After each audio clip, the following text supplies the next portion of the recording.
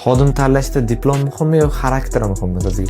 Xodim tanlashda yo olishda biz hamma narsasiga e'tibor beramiz.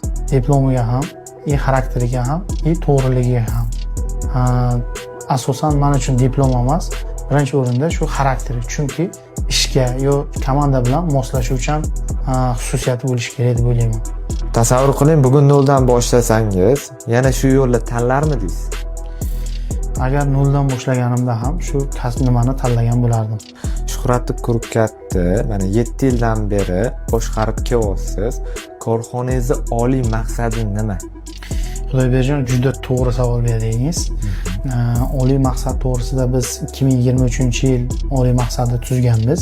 Shuhrat Kurkatni oliy maqsadi xodimlar orqali sifatli mahsulot ishlab chiqarib, o'z vaqtida xaridorlarga yetkazib berish va ularni rozichiligini olish. Shuhratli Kurkatni odamlar sizni qanaqa eslab qolishini xohlaysiz? Shuhrat Kurkat deganda men qudrat degan ma'noni anglashlarini istayman yoki tayanch degan ma'noni eslab qolishlarini xohlayman. Chunki Shuhrat Kurkatga ishonsa bo'layotgan korxonaligini men isbotlab boryapman. Xudo xolasa isbotlaymiz ham.